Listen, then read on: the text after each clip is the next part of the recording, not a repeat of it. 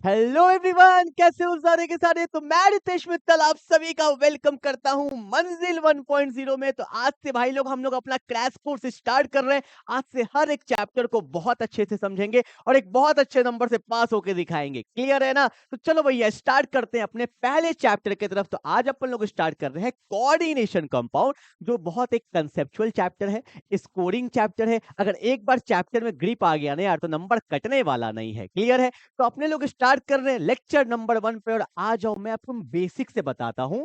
अगर अपने को कोऑर्डिनेशन कंपाउंड पढ़ना है ना यार, तो सबसे पहले हमें पढ़ना पड़ेगा एडिशन कंपाउंड। क्या पढ़ना पड़ेगा बोलो भैया? हमें पढ़ना पड़ेगा एडिशन कंपाउंड। तो सोचो, एडिशन का मतलब क्या होता है यार? कि जब भी दो या दो से ज्यादा लोग आपस में जुड़ते हैं तो उसको क्या बोला जाता है? एडिशन बोला जाता है। पर हम लोग यहाँ बात कर रहे हैं एडिशन कंपाउंड का। तो एडिशन कंपाउंड में क्या करते हैं, यहाँ पे अपन लोग लेते हैं, मान लो मैंने क्या किया, कोई भी एक सिंपल सॉल्ट लिया, सिंपल सॉल्ट 1, और उसको मिक्स कर दिया कोई भी एक सिंपल सॉल्ट 2 से। एक सिंपल सॉल्ट 1 है, एक सिंपल सॉल्ट 2 है, या इससे ज्यादा भी आप ले सकते थे।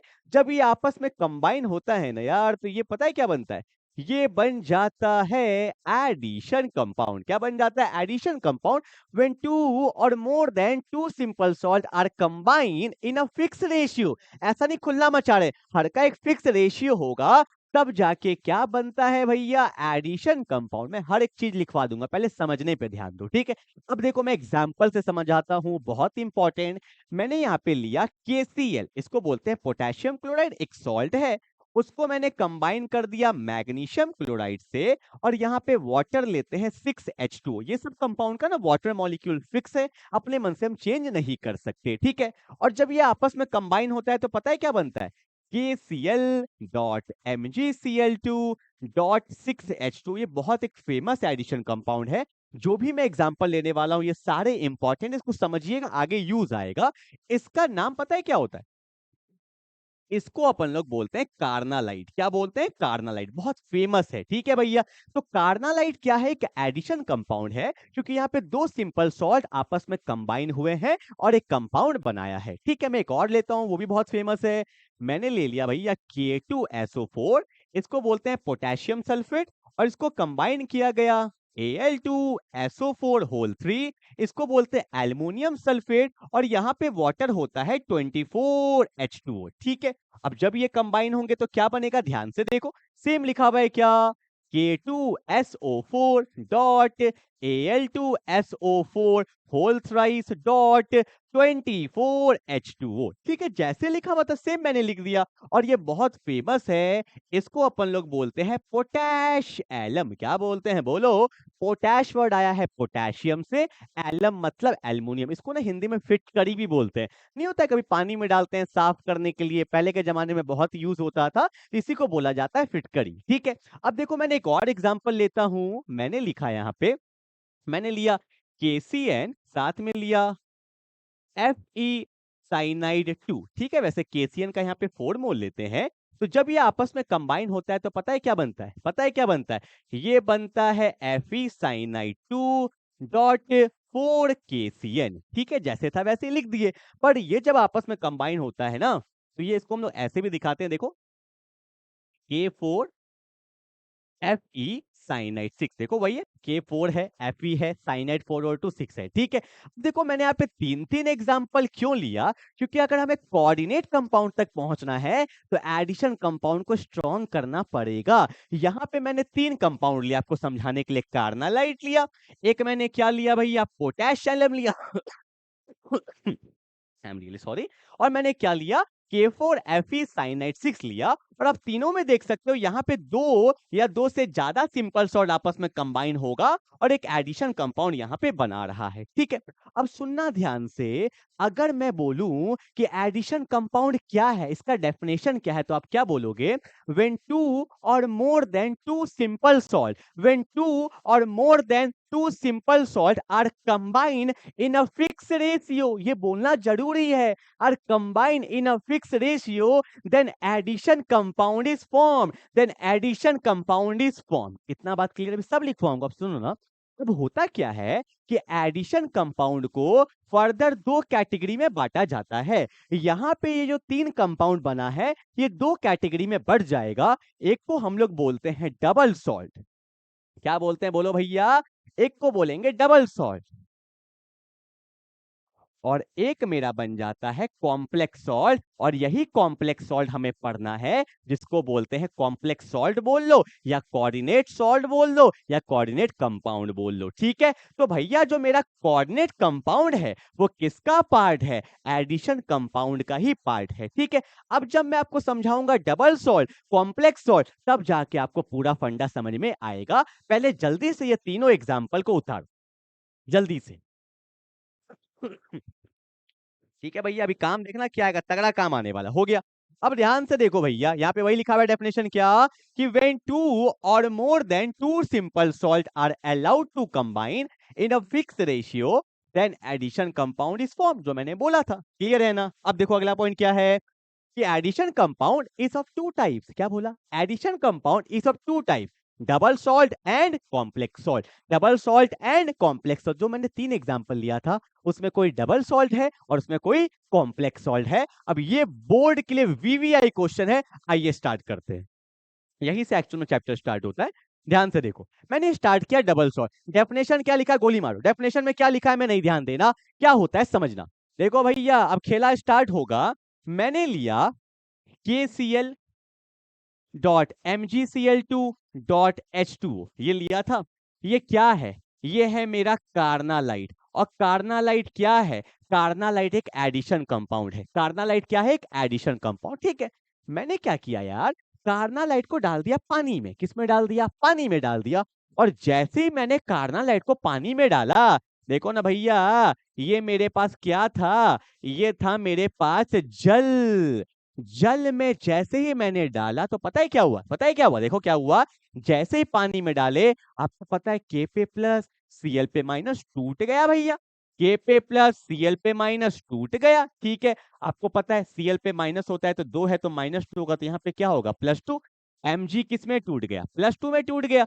Cl पे फिर से माइनस, Cl पे फिर से माइनस, 2 था ना, टूट गया। और पानी तो पानी में ही रहेगा। तो मैंने क्या देखा कि मैंने जैसे कार्नालाइट को पानी में डाला, हर एक आयंस टूट गया। तो मैं ऐसा बोल सकता हूं, हर एक आयंस ने हर एक आयंस ने अपना इंडिविजुअल आयन का टेस्ट दिया। किसका टेस्ट दिया?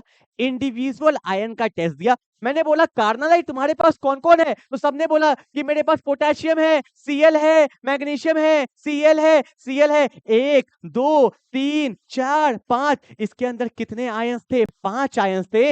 हर एक आयंस ने अपना इंडिविजुअल आयन टेस्ट दिया। तो मैं क्या बोलने वाला हूं सुनो, अभी नहीं बोलूंगा, इसके बाद बोलूंगा। ठीक है, ये समझ में आया क्या? खाली इतना देखो कि जब मैंने पानी में डाला तो हर ने अपना इंडिविजुअल आयन का टेस्ट दिया।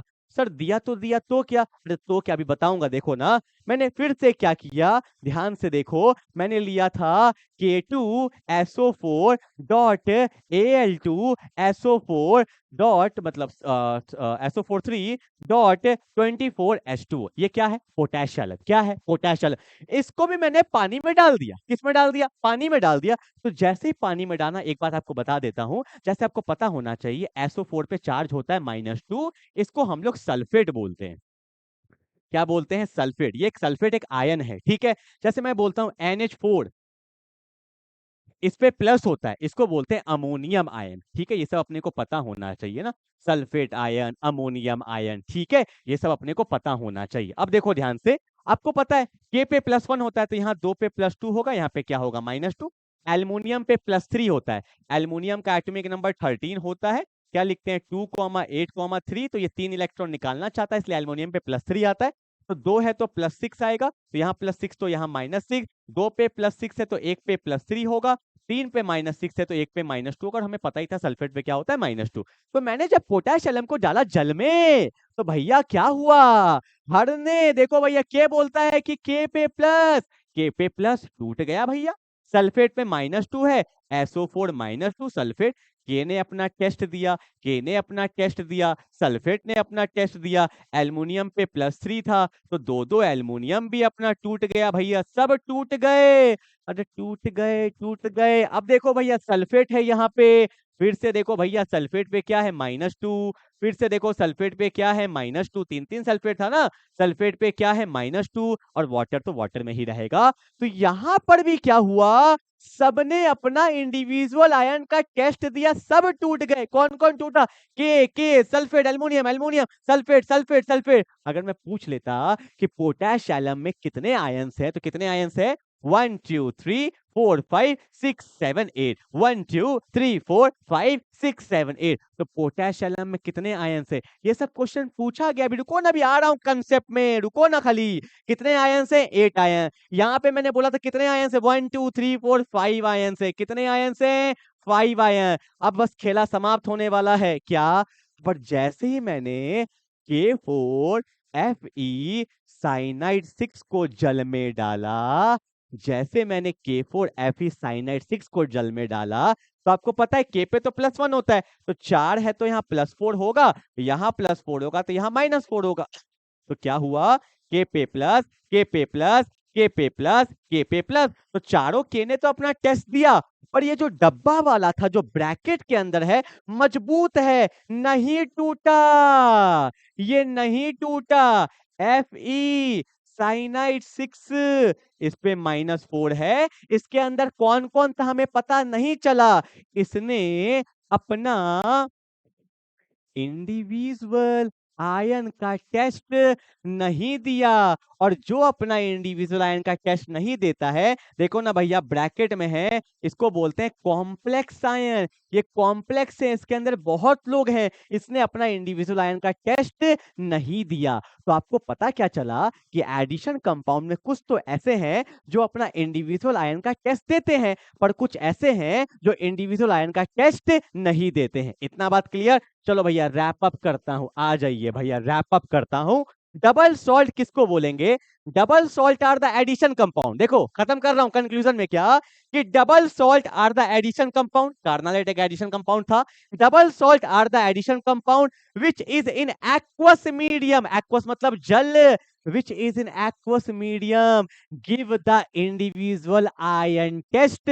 जो अपना इंडिविजुअल आयन का टेस्ट देता है उसी को हम लोग क्या बोलते हैं, डबल सॉल्ट। मतलब कार्नालाइट क्या है, डबल सॉल्ट। पोटैश एलम क्या है, डबल सॉल्ट। पर जो K4Fe साइनाइड 6 था वो मेरा डबल सॉल्ट नहीं है, क्योंकि उसने अपना इंडिविजुअल आयन का टेस्ट नहीं दिया था। ठीक है, देखो डेफिनेशन क्या बोला है कि double salt are the addition compound which is in aqueous medium give the individual ion test. जो मैंने आपको समझाया था वही है कि जो अपना इंडिविजुअल आयन का टेस्ट देता है उसी को हम लोग क्या बोलते हैं, डबल सॉल्ट। जल्दी से भैया हेडिंग डालेंगे डबल सॉल्ट और ये डेफिनेशन लिखेंगे, डेफिनेशन के बाद एग्जांपल नंबर 1 देके इसको उतारेंगे कार्नालाइट को। ठीक है, थोड़ा सा डिटेल में इसलिए जाते हैं कि बेसिक बेसिक है, समझाते हुए आगे बढ़ना है। ठीक है ना, हो गया। एग्जाम में पूछा जाता है कि कार्नालाइट में कितने आयंस होते हैं, तो how many ions in carnallite, तो we have 5 ions in carnallite. ठीक है, हर एक क्वेश्चन को करते हुए आगे बढ़ना है। ठीक है, चलो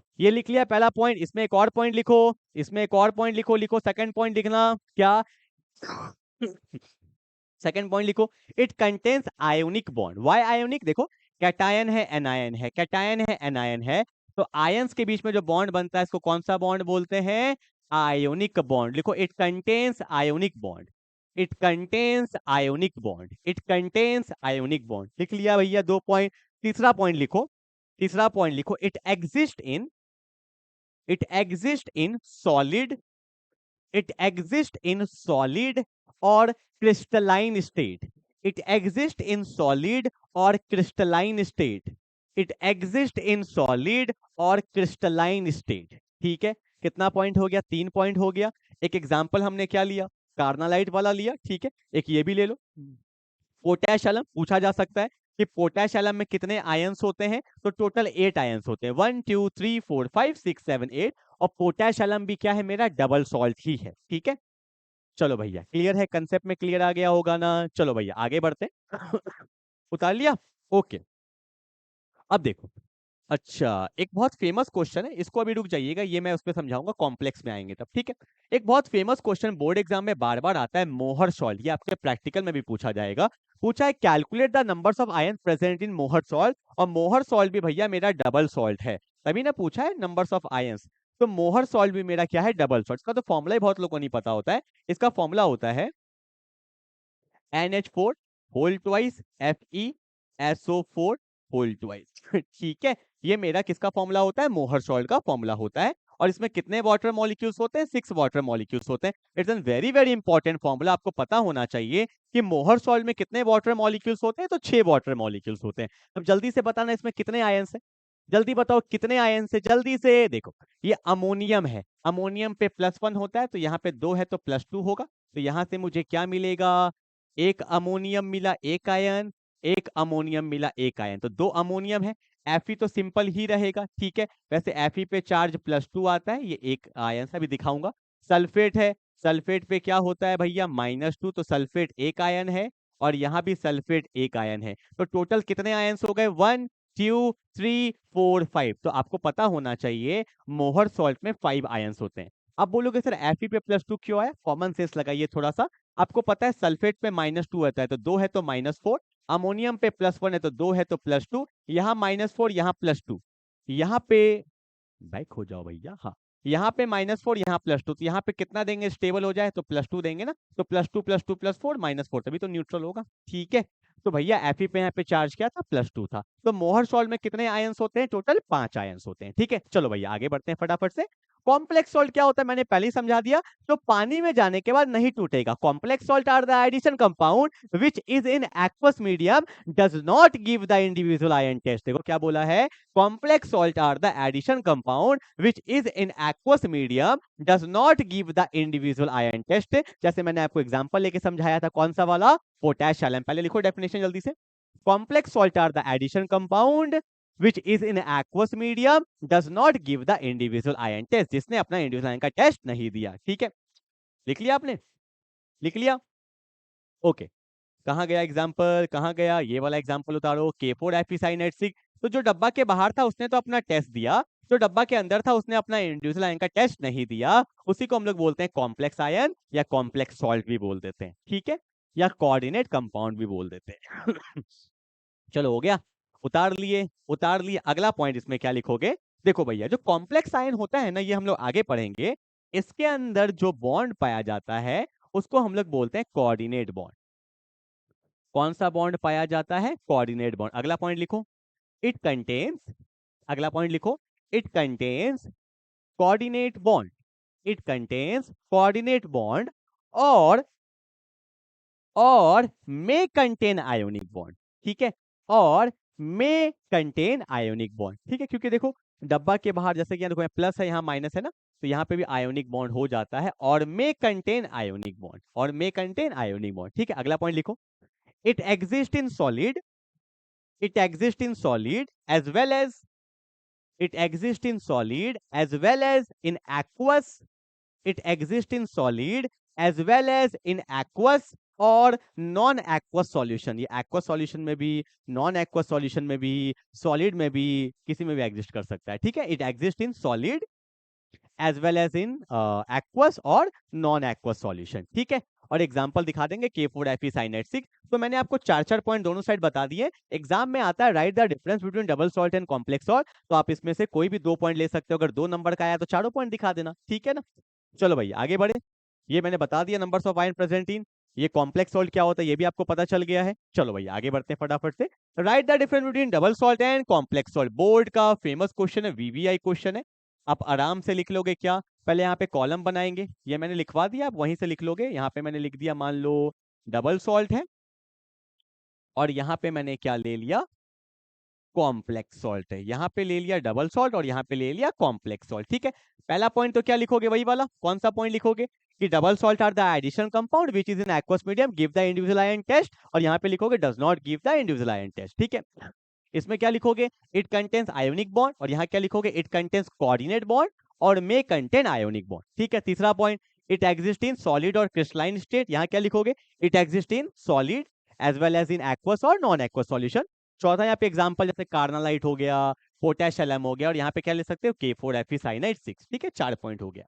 चलो ओके, अब जो मुझे पढ़ाना है अकॉर्डिंग टू बुक, वो मुझे पढ़ाना है वार्नर्स थ्योरी। पर इसको अभी हम लोग नहीं समझ पाएंगे। क्यों? क्योंकि कोऑर्डिनेशन कंपाउंड के बारे में हमें कुछ भी आइडिया नहीं है। तो वार्नर थ्योरी पढ़ेंगे, पहले मुझे उससे पहले कोऑर्डिनेशन कंपाउंड को कुछ समझाना पड़ेगा कि उसमें होता क्या क्या है नहीं है, तभी हम लोग वार्नर थ्योरी को समझ पाएंगे। ठीक है, तो सबसे पहले मैं आपको क्या पढ़ाने वाला हूं, रिप्रेजेंटेशन ऑफ कोऑर्डिनेट कंपाउंड, कि ये कोऑर्डिनेटिंग कंपाउंड दिखता कैसा है। तो ध्यान से देखो, मैंने कोऑर्डिनेट कंपाउंड को ऐसे रिप्रेजेंट कर दिया, A M L X plus minus N. ठीक है, और साथ ही साथ मैं कंपाउंड भी ले लेता हूं जिससे आपको थोड़ा फील आ जाएगा।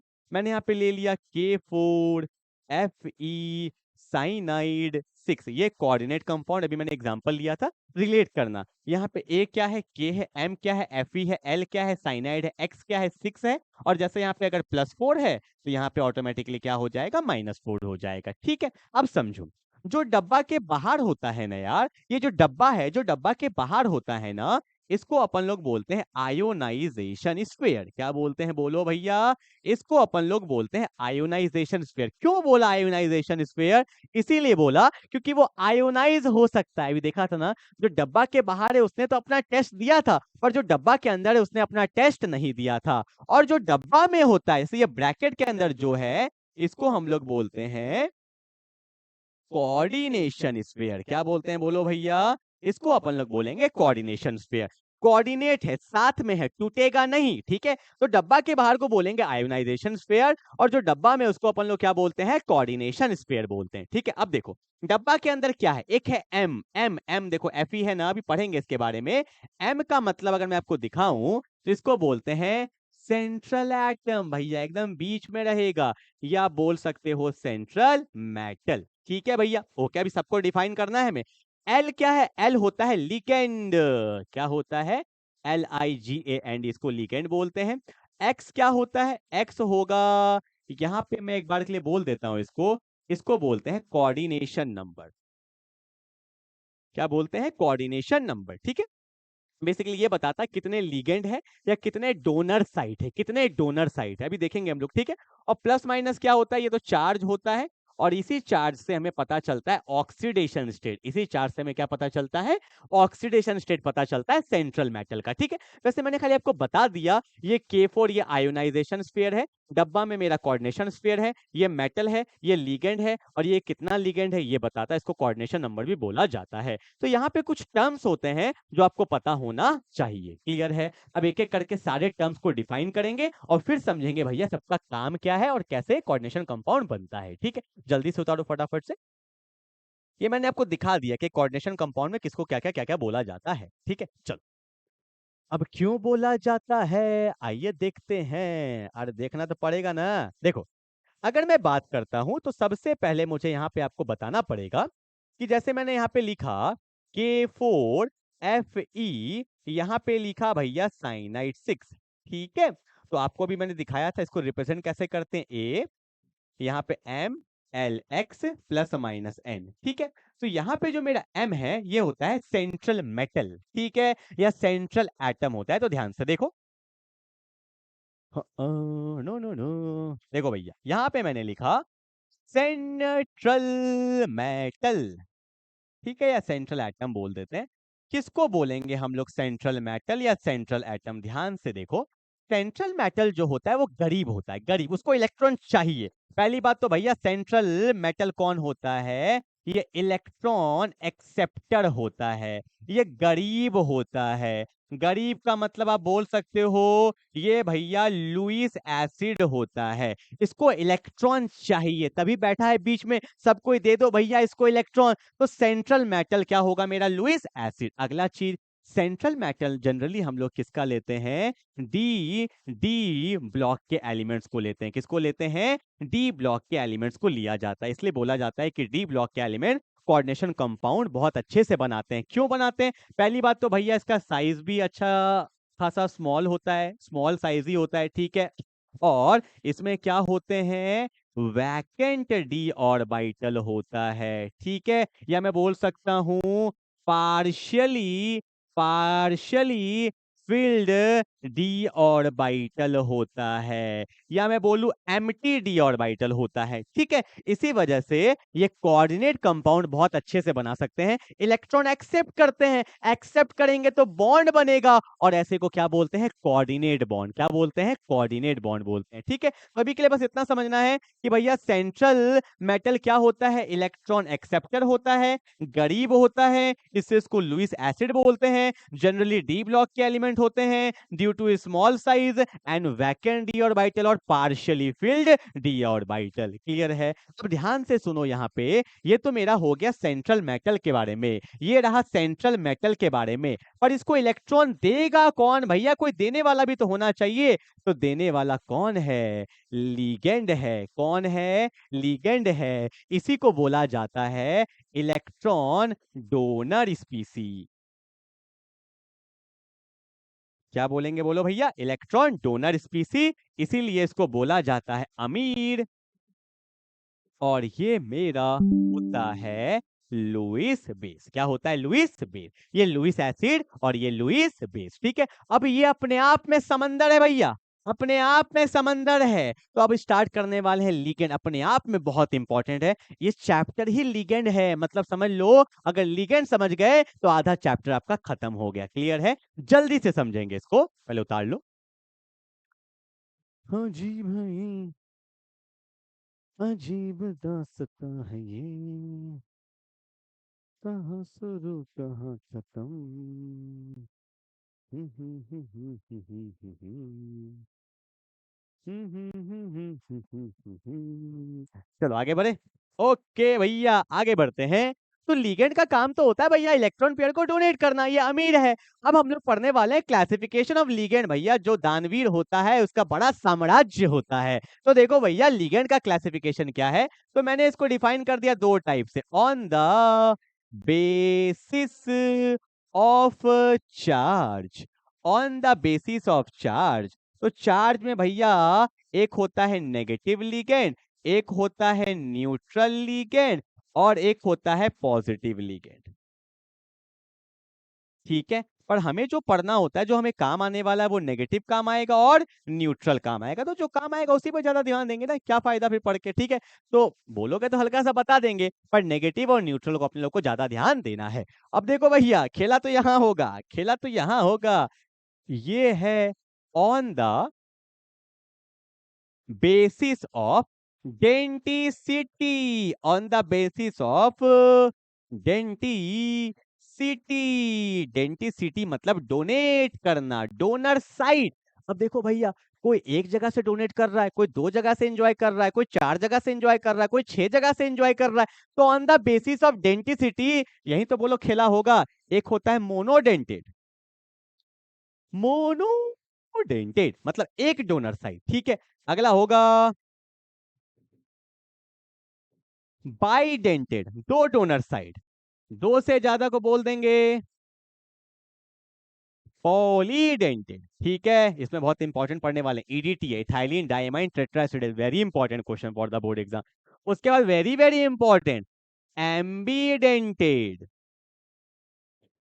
उसके बाद चीलेटिंग लीगेंड, चीलेटिंग लिगेंड। ठीक है, उसके बाद एक और पढ़ेंगे, जगह नहीं है। उसके बाद पढ़ेंगे फ्लेक्सीडेंटेड लिगेंड। ये सब तो उतना इंपॉर्टेंट नहीं है, पर पढ़ना तो पड़ेगा ना। फ्लेक्सीडेंटेड लिगेंड। ठीक है, तो on the basis of charge हो गया negative positive neutral, and on the basis of density हो गया मोनोडेंटेड, बाइडेंटेड, पॉलीडेंटेड, एम्बीडेंटेड, चिलेटिंग। उसके बाद पढ़ेंगे फ्लेक्सीडेंटेड। ठीक है, जल्दी से उतार लेंगे फटाफट से।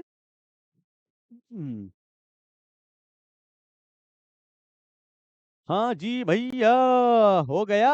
नेगेटिव हो गया, न्यूट्रल हो गया, पॉजिटिव हो गया। इधर अपने पास कौन कौन है? मोनो मतलब एक, बाई मतलब दो, पॉली मतलब दो से ज्यादा। उसके बाद आता है एम्बीडेंटेड, चिलेटिंग लिगेंड, फ्लेक्सीडेंटेड लिगेंड। ये है classification of ligand, classification of ligand. ठीक है, चलो भैया आगे बढ़े, आगे बढ़े। देखो, पहले पढ़ेंगे on the basis of charge. On the basis of charge, तो देखो सबसे पहले मैं आपको पढ़ाता हूँ नेगेटिव लिगेंड। नेगेटिव लिगेंड क्या होता है? नेगेटिव लिगेंड, ध्यान से देखो, एक बात मैं आपको पहले बता देता हूँ, सुनना ध्यान से। जब हम लोग लिगेंड का नेमिंग करते हैं ना यार, किसका? लिगेंड का जब नेमिंग करते हैं तो जिसके नाम के आगे आइड आता है वो चेंज हो जाएगा ईडो में। क्लोराइड बन जाएगा क्लोरिडो, साइनाइड बन जाएगा साइनाइडो, ठीक है। जिसके आगे एट होता है वो हो जाता है एटो, सल्फेट सल्फेटो, ठीक है। नाइट्रेट नाइट्रेटो, जिसके आगे आइट होगा वो बन जाएगा ईटो, नाइट्राइट बन जाएगा नाइट्रेटो, ठीक है। तो ये बिल्कुल ध्यान रखना है। तो नेगेटिव लिगेंड क्या होता है? जैसे देखो मैंने लिखा Cl पे माइनस है, Br पे माइनस है, I पे माइनस है, साइनाइड पे माइनस है, सल्फेट पे माइनस है, ठीक है। तो ये सारे मेरे कैसे हो जाते हैं? नेगेटिव लिगेंड हो जाते हैं। जैसे देखो इसका नाम क्या है? क्लोराइड का क्या बन जाएगा भैया? क्लोरिडो बन जाएगा, ठीक है। सॉरी। ब्रोमाइड का क्या बन जाएगा? ब्रोमीडो बन जाएगा। आयोडाइड का आइडो बन जाएगा, ठीक है। साइनाइड का साइनाइडो बन जाएगा, ठीक है। सल्फेट का सल्फेटो बन जाएगा। ये सब बहुत इंपॉर्टेंट है, अपने को पता होना चाहिए, ठीक है। उसके बाद NO2 माइनस नाइट्राइट का नाइट्रेटो हो जाएगा, ठीक है। ये सब काम आने वाला लिगेंड, और जब काम आएगा और हम लोग देख लेंगे, ये सब इंपॉर्टेंट है। क्लोरिडो, ब्रोमीडो, आइडो, साइनाइडो, सल्फेटो, नाइट्रेटो, ये सब इंपॉर्टेंट मेरे नेगेटिव लिगेंड जिसपे नेगेटिव चार्ज होते हैं, ठीक है। जल्दी जल्दी उतारो फटाफट से। और भी होता है, लिख देता हूँ। C2O4 -2, इसका नाम ऑक्सलेट होता है, आगे देखेंगे। ऑक्सलेटो बोल देंगे इसको, ठीक है। C2O4 -2 इसको ऑक्सलेट होता है, वैसे इसका नाम ऑक्सलेट होता है, ठीक है। ऑक्सलेट से क्या बन जाता है? ऑक्सलेटो बन जाता है। ये सब काम आने वाला लिगेंड है, ठीक है। नेगेटिव लिगेंड हो गया, फटाफट से उतार लो। अगला देखेंगे क्या? Neutral ligand. हटा दूं? जल्दी बोलो, हटा दूं? ठीक है भैया। अगला लेक्चर लंबा हो रहा है क्या? आप बोलोगे सर आपने तो ओरिएंटेशन बोला था 30 मिनट से 40 मिनट लेक्चर ऊपर नहीं जाएगा। आई थिंक नहीं हुआ होगा 40 मिनट। और पहला लेक्चर तो मैंने बोल दिया था भाई थोड़ा सा जाएगा, ठीक है। न्यूट्रल लिगेंड, न्यूट्रल मतलब कोई चार्ज नहीं, वाटर। यहाँ पे वाटर को वाटर मत बोल देना भैया, यहाँ बोलते हैं एक्वा, एक्वा, ठीक है। NH3 ये भी न्यूट्रल है, इसको बोलते हैं अमाइन, ठीक है। फिर एक बहुत फेमस होता है, इसको EN बोलते हैं, ठीक है। इसका फुल फॉर्म होता है इथेन 1,2 डाई अमाइन, ठीक है। ये भी मेरा न्यूट्रल लिगेंड ही होता है। इसका फॉर्मूला दिखा देता हूँ। इसका फॉर्मूला होता है CH2, यहाँ होता है NH2, यहाँ भी होता है NH2। ये भी मेरा न्यूट्रल लिगेंड है, इथेन 1,2 डाइअमाइन। ये सब काम आने वाला है, ठीक है। वाटर को एक्वा बोलते हैं, NH3 को अमाइन बोलते हैं, EN को इथेन 1,2 डाइअमाइन बोलते हैं। ये सारे मेरे कैसे लिगेंड है? न्यूट्रल लिगेंड, इस पर कोई चार्ज नहीं होता है, ठीक है। जल्दी उतारो। और जैसे जैसे काम आएगा मैं आपको बताते चले जाऊंगा। वैसे ये सब इंपॉर्टेंट है, ठीक है, जो मैं आपको लिखवा रहा हूँ ना। आपको मैक्सिमम क्या 99% क्वेश्चन इससे बन जाएगा। एक और यहाँ पे लिख लो नेगेटिव में ना, एक और होता है OH पे भी माइनस होता है, ये भी नेगेटिव लिगेंड होता है। इसको हाइड्रोक्सीडो बोल देते हैं। ठीक है, चलो क्लियर है, हो गया भैया। आगे बढ़ते हैं। अब आता है on the basis of denticity. On the basis of denticity, इसमें बहुत सारे होते हैं पर हम लोग आज सारा नहीं देखेंगे, ठीक है। एकाक ही देखेंगे बस, हम लोग आज एक ही देखेंगे बस, ठीक है भैया। आज हम लोग देखेंगे बस मोनोडेंटेड। मोनोडेंटेड, मोनोडेंटेड किसको बोलते हैं? जिसमें सिर्फ वन डोनर साइट होता है। लिखो एक लाइन, लिखो। The ligand having, the ligand having one donor site, the ligand having one donor site is said to be monodentate ligand. The ligand having one donor site is said to be monodentate ligand. जैसे मैंने जो भी example लिया, जैसे लिखा मैंने NH3, ये monodentate होता है। वाटर दो दो लोन पेयर होता है पर ये भी मोनोडेंटेड होता है। फिर मैंने Cl माइनस लिखा, Br माइनस लिखा, I माइनस लिखा, ये सब मेरे क्या होते हैं? मोनोडेंटेड होते हैं, जिसमें वन डोनर साइट होता है। They all are monodentate ligand. Amine, aqua, chlorido, bromido, iodo, ये ऑल आर मोनोडेंटेड लिगेंड। जिसमें वन डोनर साइट होंगे उसको हम लोग क्या बोलेंगे? मोनोडेंटेड लिगेंड बोलते हैं, ठीक है। बस आज इतना ही रखते हैं लेक्चर नंबर 1 में, ठीक है। तो लेक्चर नंबर 2 में हम लोग क्या क्या करने वाले हैं? बाइडेंटेड करेंगे, पॉलीडेंटेड करेंगे, एम्बीडेंटेड करेंगे, फिर कोऑर्डिनेशन नंबर करेंगे, ऑक्सीडेशन नंबर करेंगे, और उसके बाद हम लोग समझेंगे वार्नर थ्योरी। तब एक बार में वार्नर थ्योरी समझ में आएगा, ठीक है। आई होप आपको लेक्चर समझ में आ गया होगा। जितना पढ़ा है उसको अच्छे से रिवाइज करिए। मिलते हैं लेक्चर नंबर 2 में, तब तक के लिए बाय बाय।